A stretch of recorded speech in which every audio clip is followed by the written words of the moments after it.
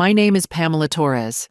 I'm 32 years old, a night shift nurse, and a single mother to the most beautiful 6-year-old girl you've ever seen.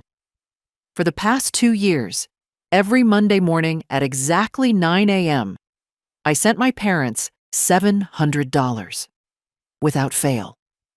Without question. It became as automatic as breathing, as necessary as my daughter's goodnight kiss. But last week, everything changed. Every Monday at 9 a.m., I sent my parents $700 without fail. It was my quiet way of keeping peace, of pretending we were still a family. But last week, they skipped my daughter's birthday. No call, no card, nothing. When I finally asked why, my father's voice came cold and steady. Your child means nothing to us. The silence that followed those words wasn't empty. It was full of every moment I'd tried to earn their love, every sacrifice I'd made, every time I'd chosen them over myself. And in that silence, something inside me finally broke free. Have you ever been erased by the people who were supposed to love you most? Drop a comment if you've felt invisible in your own family. For a second, I couldn't breathe.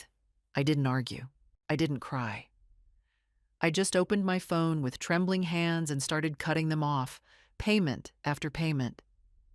40 minutes later, my phone buzzed again, and that message changed everything. Let me take you back to how this all started, because you need to understand what those Monday mornings meant to me, what they cost me. I'm a night shift nurse at County General. The hours are brutal, the work is hard, but it pays enough to support my daughter Sophia and me in our small 2-bedroom apartment. We have cream-colored walls covered in her crayon masterpieces, a kitchen table that wobbles unless you put a folded napkin under one leg, and a view of the parking lot that Sophia insists is beautiful because she can see the stars at night. It's not much, but it's ours. Every inch of it earned through double shifts and coffee that tastes like burnt rubber at 3 a.m. The apartment smells like Sophia's strawberry shampoo and the lavender candles I buy from the dollar store. Her backpack hangs by the door, always ready. Her school drawings cover the fridge like armor. This is the life I built for us, one paycheck at a time, one night shift after another. My parents live 30 minutes away in a nice rental house with a backyard and a 2-car garage. That house, those cars, that life. I paid for most of it. It started small. 2 years ago, my father called saying they were short on rent. Just this once, Pamela. We'll pay you back. $200 became $400, became a weekly expectation. The amount climbed so gradually, I barely noticed until suddenly I was transferring $700 every single Monday morning before my shift ended, before I drove home to wake Sophia for school, before I allowed myself to sleep. Every Monday, I'd sit in my car in the hospital parking lot, scrubs wrinkled, eyes burning with exhaustion, and open that banking app. The blue screen would glow in the pre-dawn darkness. I'd type in the amount, $700, and press confirm. Payment sent. Then I'd rest my forehead against the steering wheel and tell myself it was worth it, that this was what daughters did, that eventually they'd soften, that love would find its way back. The steering wheel would be cold against my skin. Outside, the world would be waking up, people heading to work, living their normal lives. And there I'd be, alone in my car, transferring money I couldn't afford to people who'd never say thank you.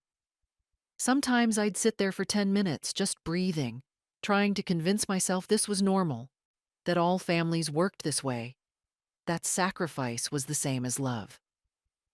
My mother never said thank you, not once. She'd text me lists. Your father needs his blood pressure medication refilled. The water heater is making that noise again. We're out of groceries. Each message was a command, not a request. I'd handle it. I always handled it. Sophia would ask me sometimes, her small voice curious and hopeful, why Nana and Grandpa didn't visit. Can they come to my dance recital? Can they see my school project? Can they have dinner with us? I'd smile, swallow the truth lodged in my throat like a stone, and say, maybe next time, sweetheart. They're very busy. She'd nod, believing me. Children always believe. I used to believe too. I believed that parents eventually soften, that pride fades, that love finds its way back through the cracks. I imagined them sitting at our wobbly kitchen table, holding Sophia's little hands, telling her stories about when I was her age. I imagined forgiveness, reconciliation, family. But every phone call reminded me how far gone we were. My mother spoke to me like I was an employee, not her daughter. Her voice was always clipped, efficient, distant. Don't forget the electric bill is due Thursday. Your father wants that new medication the doctor prescribed. Why haven't you responded to my text from yesterday? Some nights, after tucking Sophia into bed, I'd sit on the couch and scroll through old photos on my phone. Baby pictures of me, my parents smiling, holding me like I was precious. Somewhere along the way, I'd stopped being their daughter and become their ATM. But I couldn't pinpoint exactly when it happened. Maybe it was gradual, like erosion. Or maybe it was the day I told them I was pregnant and unmarried, and I saw something die in their eyes. My parents are old-school European immigrants. Image is everything. Success is measured in dollars and obedience. When I got divorced 3 years ago, they made it clear I'd failed. When I became a single mother, I cemented my status as the family disappointment. My younger brother Ryan had always been the golden child, the one who could do no wrong, the one they bragged about at church. I was the cautionary tale they whispered about in the kitchen. But I kept trying. I kept paying. I kept hoping that $700 a week could buy back their love. Then came Sophia's 6th birthday. I planned it for weeks, saved every extra dollar. Pink streamers, butterfly balloons, a bouncy castle I found secondhand on Facebook Marketplace. I made lemonade in mason jars with little paper umbrellas. I ordered a cake shaped like a princess castle with purple frosting towers. I even bought her a pink dress with sparkles that made her eyes light up like fireworks. 3 weeks before the party, I sent my parents a handwritten invitation. Sophia drew a picture on it, a crayon family holding hands under a rainbow. I called them twice to confirm. They gave me vague answers. We'll see. We'll try. Maybe. The morning of the party, I woke up to a text from my mother. Tell Sophia happy birthday from us. That was it. 11 words. No punctuation, no warmth, just obligation fulfilled through a text message. I stared at that message for a long time, sitting on the edge of my bed, still in my scrubs from the night shift. My chest felt tight, but I pushed it down. I always pushed it down. I had a party to set up, a daughter to make happy. I didn't have time to fall apart. By noon, our small backyard was transformed. The bouncy castle glowed bright blue in the sunlight. Balloons bobbed in the breeze.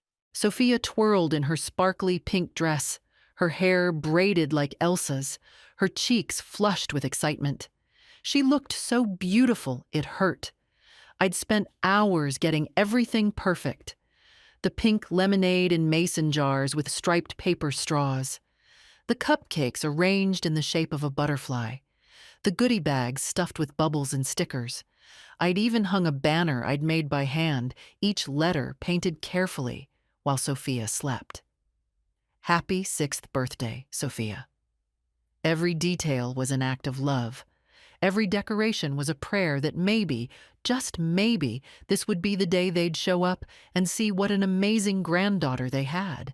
Guests started arriving, Sophia's friends from school, their parents, a few neighbors. Everyone brought gifts and smiles. The yard filled with laughter and the sound of children shrieking with joy as they jumped in the bouncy castle. I stood by the lemonade table, forcing smiles, checking my phone every few minutes. Sophia kept glancing toward the gate.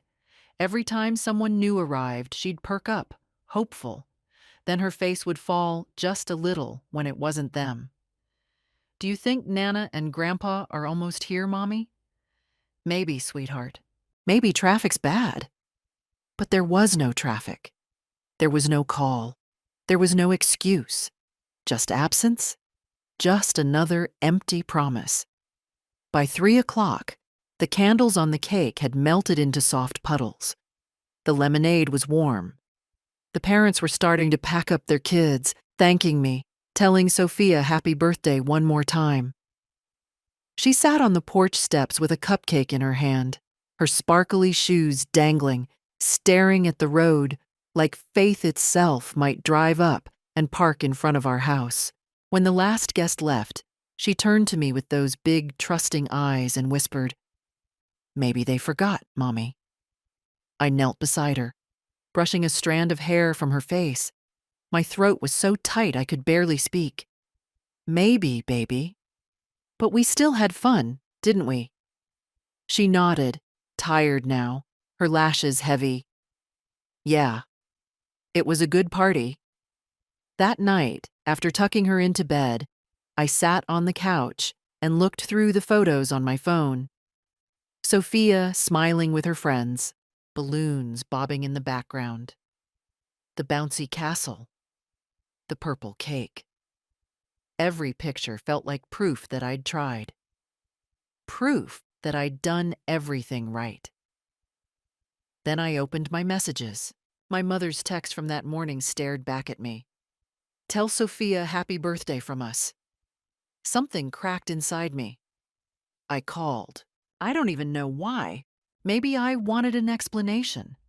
Maybe I wanted a lie that sounded like love. Maybe I just needed to hear their voices to confirm that I still mattered, even a little. My father answered on the third ring. His voice was sharp, annoyed, like I'd interrupted something important. "What is it, Pamela? Why didn't you come today?" A pause. A sigh, heavy with contempt. "We didn't feel like it." My hands started shaking. "Dad! Sophia was waiting for you. She made you a card. She drew you pictures. She asked about you every 10 minutes. Another pause. Longer this time. Then he said the words that split my world clean in half. "Your child means nothing to us." For a moment, all I heard was the low hum of the refrigerator and the blood pounding in my ears. My body went cold before my mind caught up. I couldn't move. I couldn't think. "What did you just say?" He didn't repeat it. He just hung up. I sat there with the phone still pressed to my ear, staring at the blank wall across the room. Not crying, not shouting, just frozen. Sophia's crayon drawings fluttered on the fridge behind me. Little hearts and stick figures smiling in a world that didn't exist. "Your child means nothing to us." The words echoed. They carved. They burned. I set the phone down on the counter and whispered to no one, "Okay."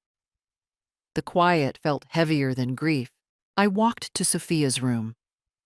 She was asleep, her hair tangled, her cheek still pink from the day. I knelt beside her bed and kissed her forehead, breathing in the smell of strawberry shampoo and birthday cake. "You're everything," I whispered, "even if they can't see it." Back in the kitchen, I looked at the clock. 9:07 p.m., the same time I usually prepared the week's payment. My thumb hovered over the banking app out of habit. Then I stopped. Not this time. I poured the leftover lemonade down the sink. I wiped the counter clean. I stood there in the stillness, knowing that after tonight, something in me was about to change forever. I didn't sleep that night. I just sat at the kitchen table, watching the clock tick past midnight, replaying his words over and over. Your child means nothing to us. They didn't echo. They carved. Every syllable felt like a cut I couldn't stop touching. But as I sat there in the darkness, something else started to surface. Memories, patterns, a lifetime of being second best, second thought, second choice. It started when I was 7 years old. My brother Ryan was 4, still chubby-cheeked and adored. I remember standing in the kitchen doorway, holding a drawing I'd made at school. It was a family portrait, all of us holding hands under a smiling sun. I was so proud of it. The teacher had hung it on the wall for parent night. I showed it to my mother. She glanced at it for half a second and said, "That's nice, Pamela. Now go set the table." When Ryan brought home a drawing the next week, barely more than scribbles, she taped it to the refrigerator and called my father over to admire it. "Look at our little artist. Isn't he talented?" I remember standing there, still holding my drawing, watching her fuss over his scribbles. Something inside me understood, even at 7. Love in our house was a limited resource, and I wasn't getting much of it. That's when I learned. That's when I started trying harder, being better, doing more. If I just did everything perfectly, maybe they'd look at me the way they looked at him. But perfect was never enough. That was the moment the guilt died. My parents came to America from Europe before I was born. They worked hard, saved every penny, built a life from nothing. They valued discipline, tradition, and above all, image. What the neighbors thought mattered more than what we felt. Appearances were currency. Failure was unacceptable.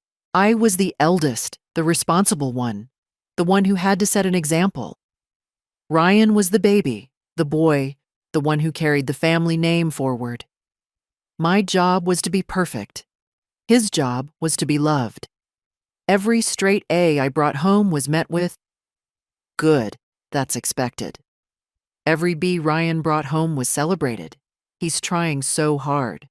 We're so proud."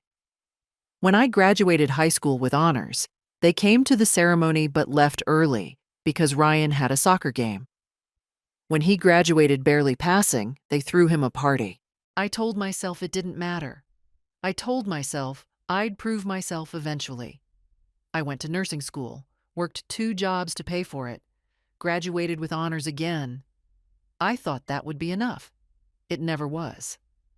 Then I met David. He was charming, attentive, everything I thought I needed. We got married quickly, maybe too quickly. My parents approved of him, which felt like love at the time. For a brief moment, I thought I'd finally done something right. The marriage lasted 18 months. He was controlling, jealous, and when I got pregnant, he didn't want the baby. He wanted me to choose, him or the child. I chose my child. The day I told him I was keeping the baby, he looked at me with disgust. "You're throwing away our marriage for something that doesn't even exist yet." But she did exist. She existed in every cell of my body, every beat of my heart. She was real and wanted and mine. And I wasn't going to let anyone make me choose between my child and their approval. Not even my husband. When I told my parents I was getting divorced and keeping the baby, my mother's face went pale. She sat down at her kitchen table, clutching her rosary, and said, "What will people think?" Not, "Are you okay?" Not, "We'll help you." Just, "What will people think?" My father didn't speak to me for 3 months. When he finally did, It was to tell me I'd brought shame on the family, that I'd made my bed and now I had to lie in it, that I shouldn't expect their help. And I didn't. Not really. I worked through my pregnancy. I gave birth alone because they refused to come to the hospital. They said childbirth was private, that I'd made my choice. I held Sophia for the first time with no family around me, just a kind nurse who stayed past her shift to make sure I was okay. For the first 2 years of Sophia's life, my parents barely acknowledged her existence. They'd visit maybe twice a year, stay for 20 minutes, hold her stiffly like she was made of glass and obligation. They never babysat, never offered to help, never asked how we were doing. But they had no problem asking me for money. It started when Sophia was 3. My father called saying they were short on rent. Just this once. They'd been helping Ryan with his business expenses and things were tight. $200. I sent it. Then it was $400 for a car repair. Then $600 for medical bills. Each time, I told myself this was my chance. This was how I'd earn my way back into their good graces. If I could help them, if I could be useful, maybe they'd finally see me as valuable. Maybe they'd finally love Sophia. Maybe we could be a family again. The requests became more frequent, more demanding. My mother started calling me at work during my shifts, her voice tight with stress. We need help with the electric bill. Your father's medication isn't covered by insurance. The car needs new tires. I'd hang up and immediately transfer money. I picked up extra shifts. I stopped buying new clothes. I shopped at discount grocery stores and learned to stretch every dollar. Sophia never went without, but I did. I survived on coffee and 4 hours of sleep. My body ached constantly from the double shifts, but I told myself it was worth it. I wore the same 3 pairs of scrubs until they were threadbare. I cut my own hair in the bathroom mirror. I said no to dinners with friends because I couldn't afford the meal. I drove on tires that should have been replaced months ago. I ignored the check engine light. I patched holes in Sophia's shoes with duct tape until I could afford new ones. But my parents' house was warm.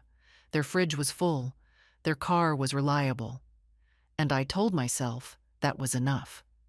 That providing for them was a form of love, even if they never acknowledged it. Every Monday morning became a ritual. 9 a.m., $700, payment sent. It was automatic, like brushing my teeth. I didn't question it anymore. It was just what I did. But they never softened.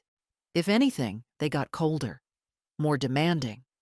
My mother's texts became orders, not requests. She'd send me shopping lists, appointment reminders, household tasks she expected me to fund. She never asked how I was doing. Never asked about Sophia. Never said thank you. I started keeping records without really knowing why. Screenshots of every text. Receipts of every payment. Bank statements showing the steady drain from my account to theirs. Maybe part of me knew this couldn't last forever. Maybe part of me was building a case I didn't know I'd need. Sophia started asking more questions as she got older. Why don't Nana and Grandpa come to my school plays? Why don't they want to see my room? Don't they love me? That last question broke something in me every time. I'd kneel down, look into her innocent eyes, and lie. Of course they love you, baby. They're just very busy. But the truth was, they didn't. They'd made that clear in 1,000 small ways. The missed birthdays, the forgotten holidays. The phone calls where my mother would ask about the money I'd sent, but never ask about her granddaughter. 3 months before Sophia's 6th birthday, I made a decision. I was going to try one more time. I was going to plan the perfect party, invite them properly, give them every chance to show up and be family. If they came, maybe there was hope. If they didn't, At least I'd know I tried everything. I threw myself into planning. I researched party themes, watched YouTube videos about decorations, spent hours on Pinterest looking for ideas. I wanted everything to be perfect. I wanted them to see what an amazing little girl Sophia was.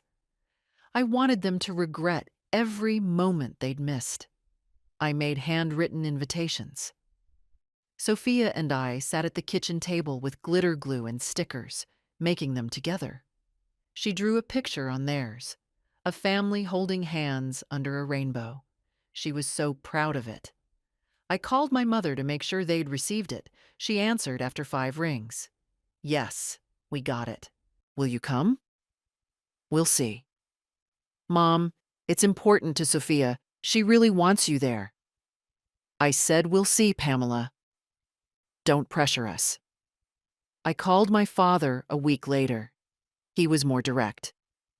We're busy people. We have commitments. We can't just drop everything for a children's party. But I didn't give up. I called again 3 days before the party. I left voicemails. I sent reminder texts.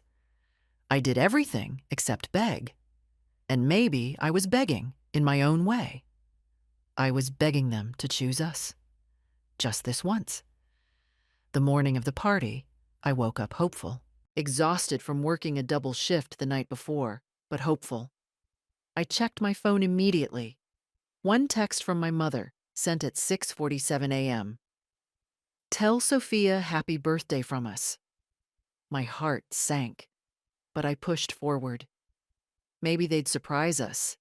Maybe they were running late and didn't want to promise anything they couldn't deliver. I set up the party like my life depended on it. Every balloon perfectly placed. Every streamer hung straight. The bouncy castle inflated and gleaming. The lemonade fresh and cold. The cake perfect, with 6 candles waiting to be lit. Sophia spun through the yard in her pink, sparkly dress, pure joy radiating from her. This is the best birthday ever, Mommy. Not yet, I thought. Not until they show up. But they never did. And when the party was over, when the last guest had left, when Sophia sat on the porch steps with tears she was trying to hide, I knew. I'd been chasing something that didn't exist. I'd been paying for love that was never for sale because it had never existed in the first place. That night, after the phone call, after my father's words destroyed whatever hope I'd been clinging to, I finally understood. This wasn't about earning their love. This wasn't about trying hard enough. This wasn't about Sophia being lovable enough. This was about them, their coldness, their cruelty, their complete inability to see beyond themselves. And I was done. I sat at the kitchen table that night staring at my phone. The clock on the microwave read 9:07 p.m. In 12 hours, it would be Monday morning. In 12 hours, I'd usually be sitting in my car after my shift, transferring $700 to my parents' account. Not anymore. My hands were still trembling from the phone call. Your child means nothing to us. The words played on repeat in my head like a song I couldn't turn off. But beneath the hurt, beneath the shock, something else was rising. Something cold and clear and absolutely certain.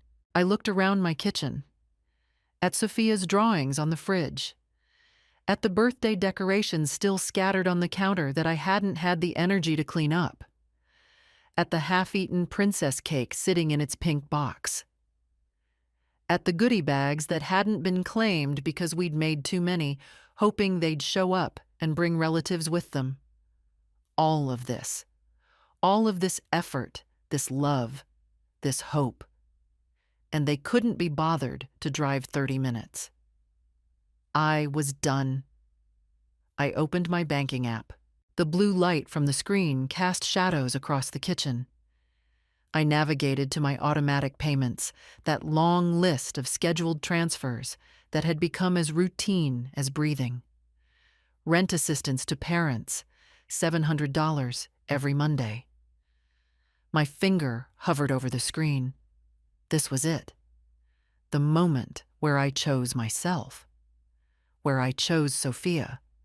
Where I stopped begging for scraps of affection from people who saw me as an ATM. I pressed delete. A confirmation message popped up. Are you sure you want to cancel this automatic payment? Yes. I went through the rest of the list. Car insurance I'd been paying for them, canceled. Their phone bill, canceled. The streaming services they wanted, canceled. The grocery delivery I'd set up because my mother said shopping was too exhausting, canceled. One by one, I cut every single cord that tied my wallet to their comfort. It took 40 minutes. 40 minutes to erase 2 years of financial support. When I finished, I felt strangely calm. Empty but clean, like a room after you've cleared out years of clutter. I locked my phone and set it face down on the table. Then I went to Sophia's room. She was asleep, curled up with her stuffed rabbit, the one she'd named Hope. Her birthday dress was draped over her chair, still sparkly in the darkness. I sat on the edge of her bed and watched her breathe, soft and steady and innocent. Never again, I whispered. Never again would I let anyone make her feel small. Never again would I beg for love from people incapable of giving it. I kissed her forehead and left the room, closing the door quietly behind me. Back in the kitchen, I made myself tea I wouldn't drink and sat in the darkness. The house was silent except for the hum of the refrigerator and the occasional car passing outside. I thought about what came next. They'd notice, of course. They'd call. They'd demand. They'd try to guilt me back into submission. Let them try. At 9:47 p.m., exactly 40 minutes after I'd deleted the last payment, my phone buzzed. A text from my mother. Can you order us dinner? Nothing fancy. Just Chinese or something. We don't have food in the house. I stared at that message for a long time. 40 minutes? 40 minutes after I'd cut them off, and they were already asking for more. They didn't even know yet. They didn't know their safety net had disappeared. They just knew they were hungry, and I was useful. My thumb hovered over the keyboard. I could type so many things. I could tell them what I'd done. I could explain why. I could send them a paragraph about boundaries and respect and consequences, but I didn't. I locked my phone and set it down. My silence would speak louder than any words I could write. That night, I finally slept. Not well, but I slept. And when I woke up Monday morning, for the first time in 2 years, I didn't immediately reach for my phone to make a transfer. The freedom felt strange, guilty, terrifying, but also right. I got Sophia ready for school, made her breakfast, braided her hair. She chattered about her birthday party, about the bouncy castle, about how much fun she'd had. She didn't mention my parents' absence. Maybe she'd already learned not to expect anything from them. After I dropped her at school, I drove home and collapsed into bed. My phone buzzed several times, but I ignored it. I slept through the morning, through the automatic payment time that would never happen again, through whatever storm was brewing in my parents' house. When I woke up at 2 p.m., I had 14 missed calls and 23 text messages. My mother, Pamela, the rent didn't go through. Fix it immediately. My father, call me. Now. My mother again, your father's medication is being declined at the pharmacy. The payment method was rejected. And then, because I still hadn't responded, why are you ignoring us? This is unacceptable. I read every message. Didn't respond to a single one. At 3 p.m., my phone rang. Not my parents this time, my brother Ryan. I almost didn't answer. But something made me pick up. "Pen," he said. His voice was quiet, careful. "Mom says you've lost your mind." I laughed. It came out bitter and sharp. Define lost. "She said you're cutting them off." "I am." There was a long pause. I could hear him breathing, processing. Then he said something I never expected. "Good. I'm done too." "What?" "I've been sending them money," he admitted. "Not as much as you. A few hundred a month. Groceries, gas, little things. I thought maybe if we both helped, they'd change." My chest tightened. "They never told me." "They never told me about you either," he said.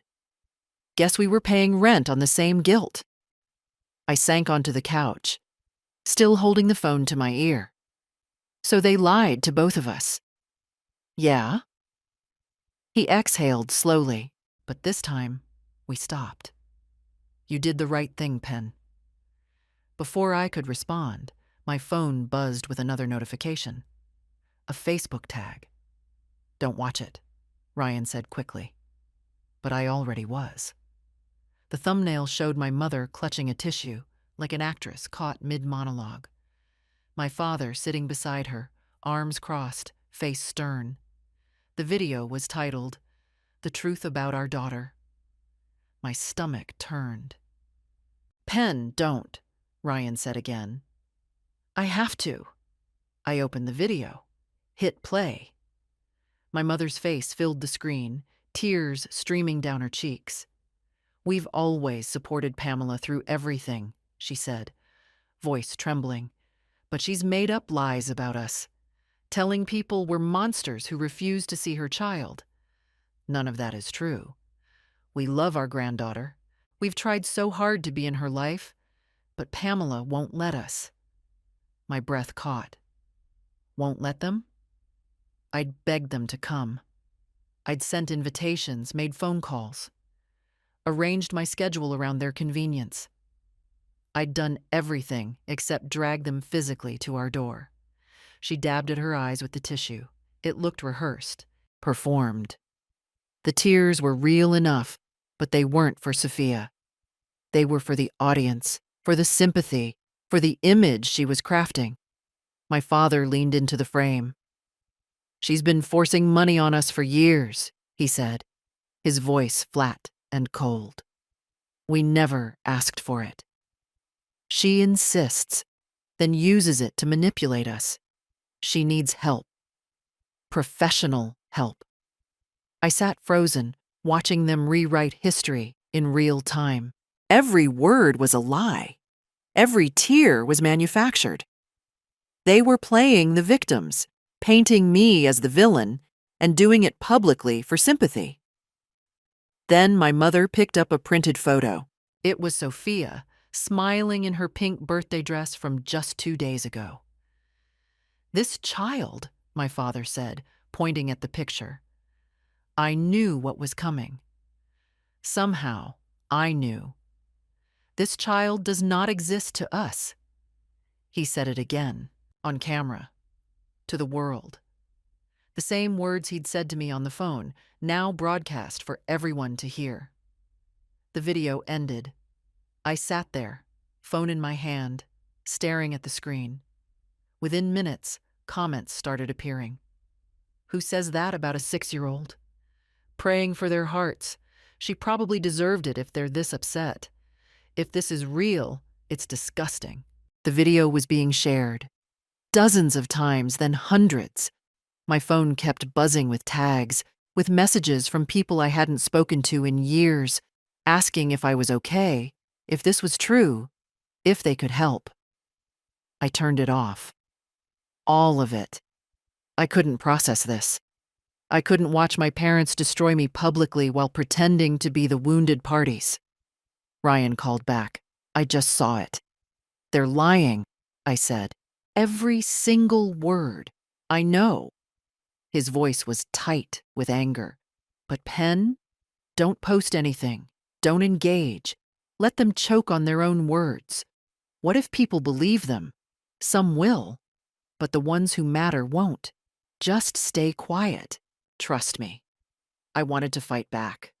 I wanted to screenshot every text, every demand, every proof that they were lying. But Ryan was right. Silence was stronger. The next morning, I got a call from an unknown number. I almost didn't answer, but something told me I should. Ms. Torres, this is Richard, your parents' landlord. My body went cold. I just wanted to check in. The rent didn't come through, which is unusual. They told me you handle their payments. I used to, I said carefully. Not anymore. He was quiet for a moment. I see. Well, they'll need to make other arrangements. I've sent them a notice. If payment isn't received within 30 days, they'll need to vacate. I understand. After I hung up, I felt something I didn't expect. Not guilt, not satisfaction, just relief. The consequences were beginning, and I didn't have to do anything. They were handling their own destruction. Over the next 2 days, my phone never stopped.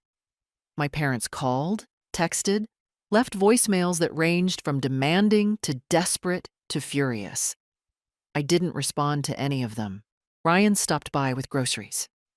You look terrible, he said. I feel terrible. He set the bags on my counter. But you're doing the right thing. Am I? I gestured at my phone. They're telling everyone I'm crazy, that I'm the problem.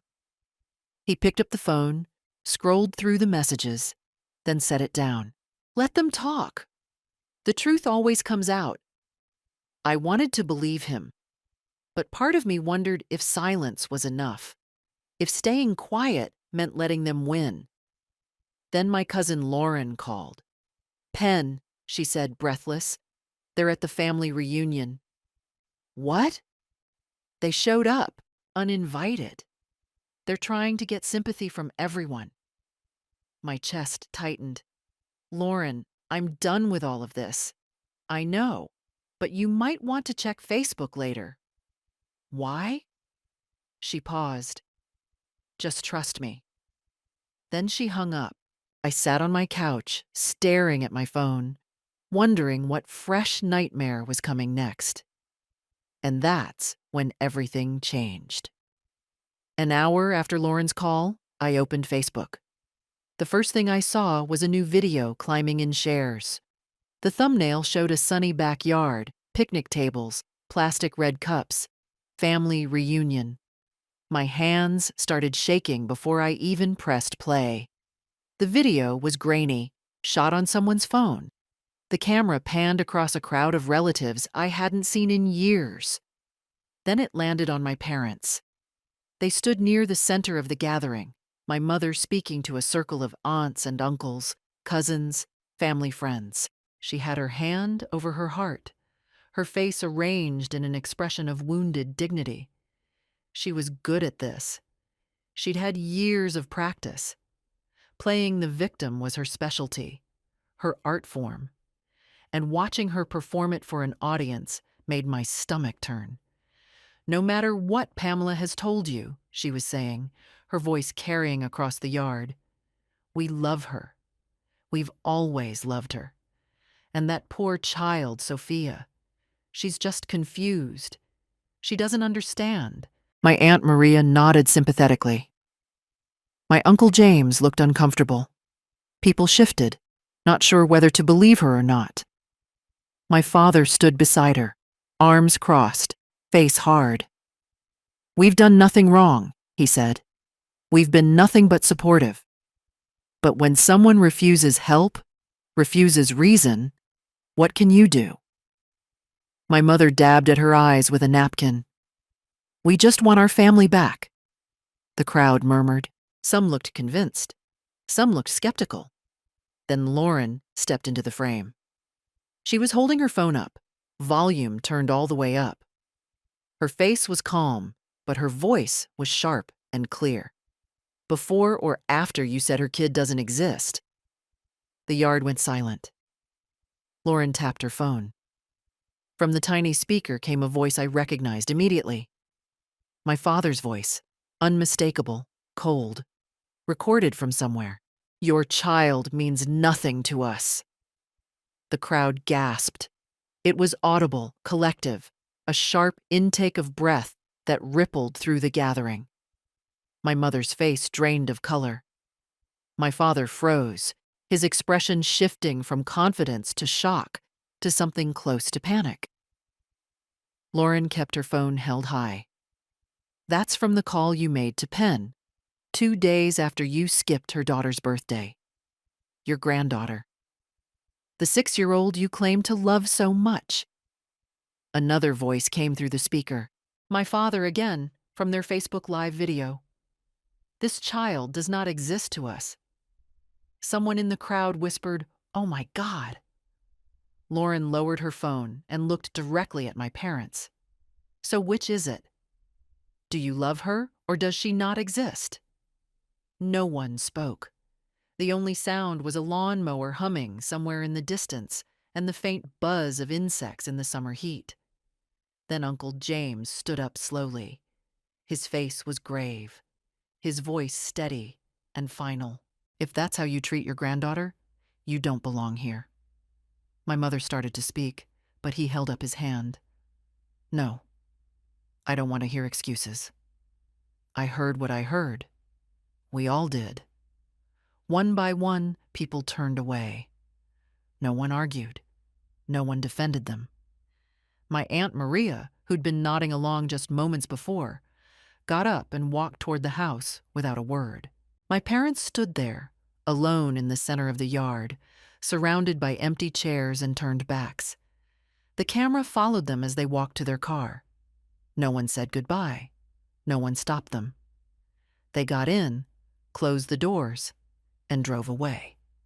The video ended. I sat on my couch, frozen, staring at the screen. Then I watched it again. And again. The comments were pouring in faster than I could read them. Good for Lauren. About time someone called them out. That poor little girl. How could they say that? Hypocrisy at its finest. You can't erase your own blood and then cry victim. Within an hour, the video had been shared 300 times. By evening, it was over 1,000. People were tagging my parents' church, their friends, their community groups. Ryan called. "You saw it." "I did." "They destroyed themselves," he said quietly. "They destroyed themselves in front of everyone." I didn't say anything. I couldn't. I was watching in real time as their entire social network crumbled. Friends were untagging themselves from photos with my parents. Their church group removed them from the member directory. The prayer circle my mother had led for years quietly deleted her from the roster. Their landlord texted me again. "I saw the video. I've accelerated the eviction. They have 2 weeks." I didn't respond. I didn't need to. The next morning, my phone was full of messages. But this time, they weren't from my parents. They were from family members I hadn't heard from in years. "Aunt Virginia, I'm so sorry, Penn. I should have said something years ago. Cousin Maria, you and Sophia deserve so much better. Please know we love you. Uncle James, you did the right thing. Don't let anyone tell you different." For the first time in days, I cried. Not from sadness, but from relief, from validation, from the overwhelming realization that I wasn't crazy, that I hadn't imagined the cruelty, that other people saw it too. Ryan came over that evening. He didn't say much, just sat with me on the couch while Sophia colored at the coffee table, oblivious to the storm that had just passed through our lives. "They're moving in with Dad's brother," Ryan said quietly. 3 hours away. Good. The church released a statement, something vague about family healing and privacy. I nodded. Everyone knows what it means. Yeah. He looked at me, his eyes sad, but clear. "You're free now, Penn." We both are. That night, after Ryan left and Sophia was asleep, I opened the video one more time. I watched Lauren stand up, phone held high, truth blasting from the tiny speaker. I watched my parents' faces change. I watched the family turn away. I hadn't said a word. I hadn't posted a single thing. I'd just stayed silent and let their own words destroy them. Lauren called the next day. "I'm sorry if I overstepped." "You didn't," I said. "Thank you. They've been doing this for years, haven't they? Making you the villain?" "Yeah. Well, now everyone knows the truth." She paused. "How's Sophia?" "She's good. She doesn't know any of this happened." "Good. Keep it that way. She deserves to grow up without their poison." After we hung up, I sat at the kitchen table and looked at the stack of bills I'd been avoiding. For the first time in 2 years, my bank account balance wasn't drained every Monday morning. I had money, actual money. Money for groceries without calculating every dollar. Money for Sophia's school supplies. Money for emergencies. Money for us. I pulled up my budget spreadsheet and started recalculating. Without the $700 weekly drain, I could breathe. I could save. I could actually build a life instead of just surviving. My parents never called to apologize. They never reached out to explain. They just vanished from social media, deleted their accounts, and disappeared into silence. And I let them. 3 weeks after the reunion video went viral, my parents moved away. Ryan heard through family gossip that they'd gone to live with my father's brother in a town 3 hours north. No forwarding address, no goodbye. Just gone. The silence they left behind was deafening at first. I kept expecting my phone to ring, kept bracing for another demand, another manipulation. But it never came. They'd finally understood, in their own way, that they'd burned every bridge. Life settled into a new rhythm, quieter, lighter. Every Monday morning, instead of sitting in my car transferring money, I sat at the kitchen table with coffee and watched Sophia eat breakfast. I still worked night shifts, still came home exhausted, but now, when I checked my bank account, the number didn't make my chest tight with anxiety. The first few weeks were strange. I kept reaching for my phone out of habit, kept bracing for the guilt to overwhelm me. But it never did. What I felt instead was space, room to breathe, permission to exist without constantly proving my worth through my bank balance. I started sleeping better. The knot in my shoulders that I'd carried for years slowly loosened. I didn't realize how much tension I'd been holding until it was gone. My coworkers noticed. "You look different," one of the other nurses said. "Lighter, somehow." "I am," I told her. "I'm lighter by $700 a week and about 1,000 pounds of guilt." Ryan and I talked more. Real conversations, not just surface-level check-ins. We compared notes, shared stories about all the ways our parents had played us against each other, all the manipulation we'd missed because we were too busy trying to be good enough. Turns out neither of us was ever going to be good enough, because the problem wasn't us. 2 months after everything fell apart, I got an envelope in the mail.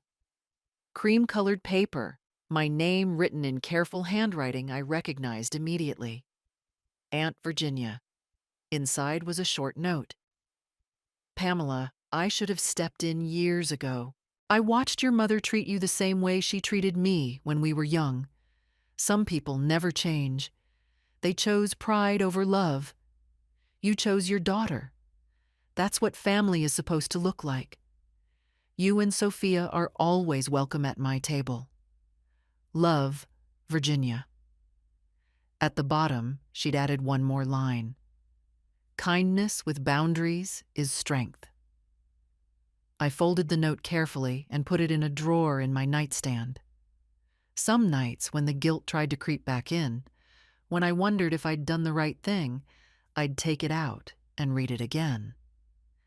Kindness with boundaries is strength. Sophia started asking fewer questions about Nana and Grandpa.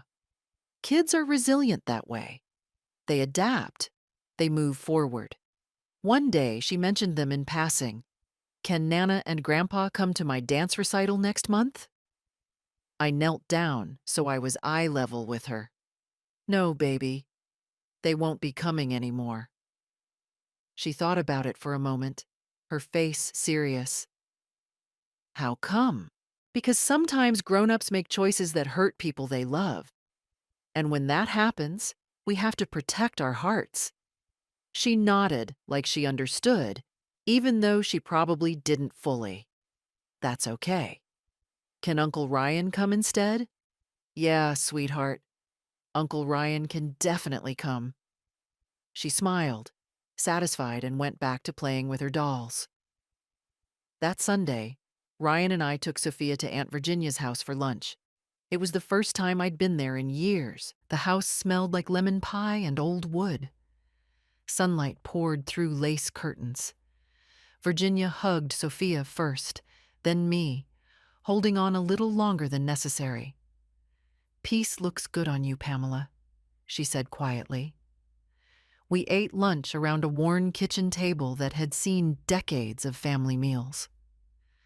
Virginia asked Sophia about school, about her friends, about what she wanted to be when she grew up. She listened to every answer like it was the most important thing she'd ever heard. This is what love looks like, I thought. This is what I was chasing all along. After lunch, while Sophia played in the backyard with Virginia's old cat, Virginia poured me coffee and sat across from me. Your mother called me last week, she said. My stomach tightened. What did she want? Sympathy, I think. She tried to explain what happened. Said you'd misunderstood. That the video was taken out of context. Was it? Virginia smiled sadly. No, I've known your mother for 64 years. I know exactly who she is. She paused, sipping her coffee. I told her I wasn't interested in her version of events. I told her I'd seen the video, heard the recordings, and that she'd made her choices. Then I hung up. Thank you. She reached across the table and squeezed my hand. Family isn't blood, Pamela. It's who shows up, who stays, who loves you even when it's hard. You've shown Sophia what real family looks like by walking away from people who refuse to be family to her. That night, driving home with Sophia asleep in the back seat and Ryan following in his car, I felt something I hadn't felt in years. Contentment. Not happiness exactly, not yet. But the quiet satisfaction of knowing I'd made the right choice. The months that followed weren't perfect. Some days I still felt guilty. Some days I wondered if I should reach out, try one more time, offer one more chance. But then I'd remember my father's voice. Your child means nothing to us, and the guilt would fade. I got promoted at work. Better hours, better pay. For the first time in years, I could afford to take Sophia to the zoo, to the movies, to do normal things without calculating every dollar.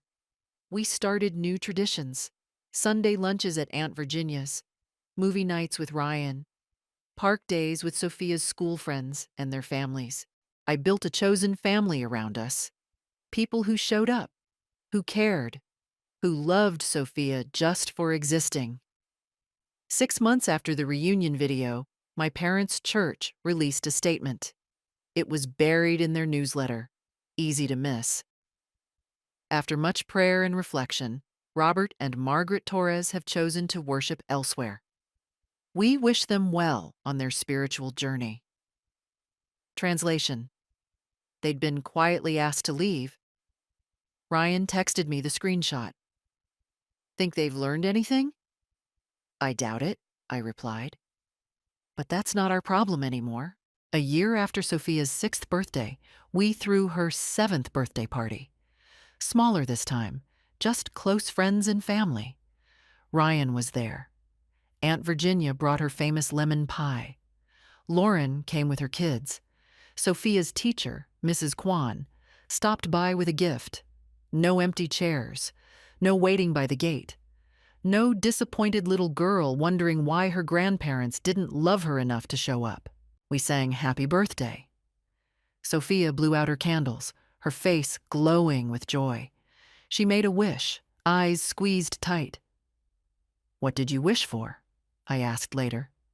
She grinned. "I can't tell you or it won't come true." But that night, as I tucked her into bed, she whispered, "I wish that we could have more parties like today, with everyone who loves us." My throat tightened. "Me too, baby."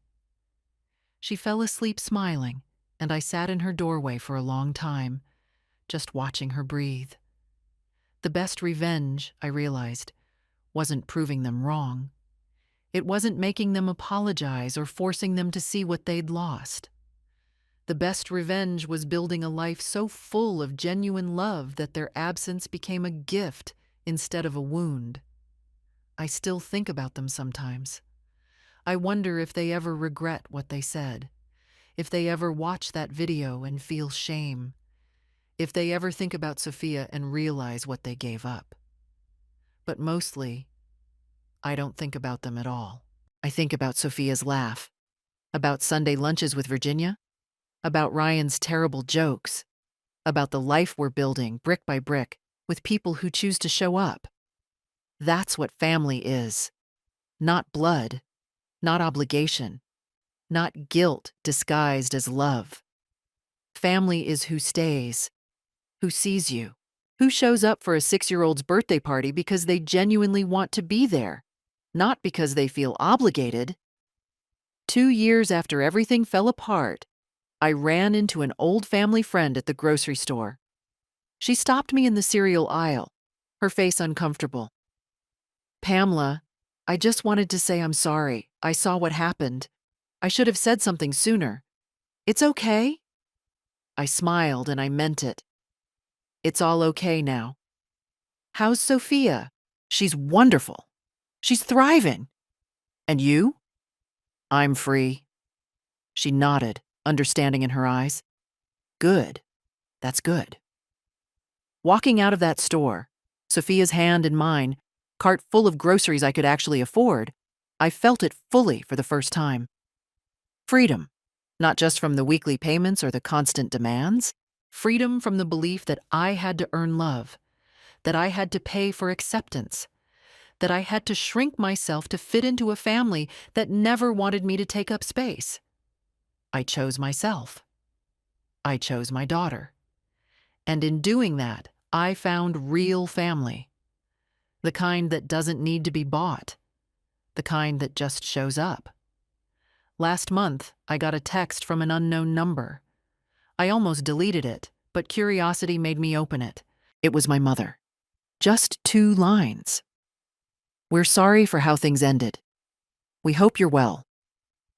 I stared at that message for a long time. 2 years of silence, and this was what she sent. No real apology. No acknowledgement of what they'd done. No mention of Sophia, of the birthday they'd missed, of the words that had shattered everything. Just vague words that cost nothing and meant less. 2 sentences. 32 characters. That's what 2 years of absence and a lifetime of damage reduced to. A text message that could have been sent to anyone about anything. Generic, impersonal, safe. I didn't respond. I didn't block the number either. I just closed the message and went back to making dinner. Some bridges burn because they were built on lies. And that's okay. Because on the other side of those ashes, you can build something real.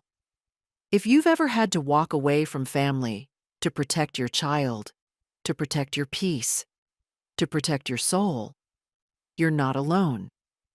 It's one of the hardest things you'll ever do. The guilt will try to pull you back. The what-ifs will haunt you. The world will tell you that family is everything, that blood is thicker than water, that you should forgive and forget. But here's what they don't tell you. The full quote is, The blood of the covenant is thicker than the water of the womb.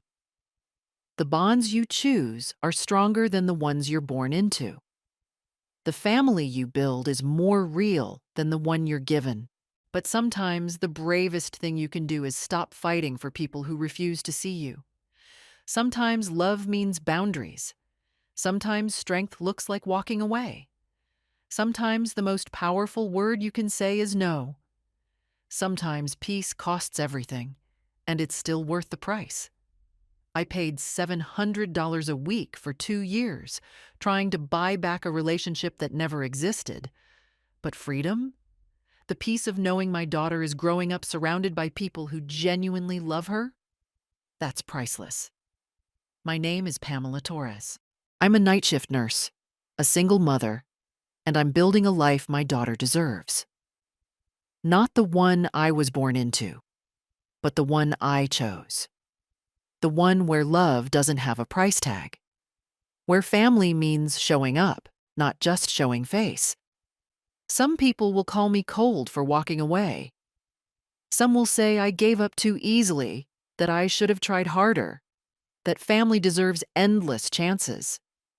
But those people weren't there for the 1,000 small cuts, the daily reminders that I wasn't enough. The birthday party where a 6-year-old waited by the gate for grandparents who never valued her existence. Those people didn't hear my father say those words. Your child means nothing to us. And if my story resonates with you, if you've ever felt invisible in your own family, if you've ever had to choose between your peace and their approval, know this: you're not crazy. You're not selfish. You're not wrong. You're protecting yourself. You're choosing health over history. You're teaching your children that love shouldn't hurt, that family should feel safe, that sometimes the most loving thing you can do is walk away from people who refuse to love you back. You're free. And that, more than any revenge, more than any apology they could never give, is everything.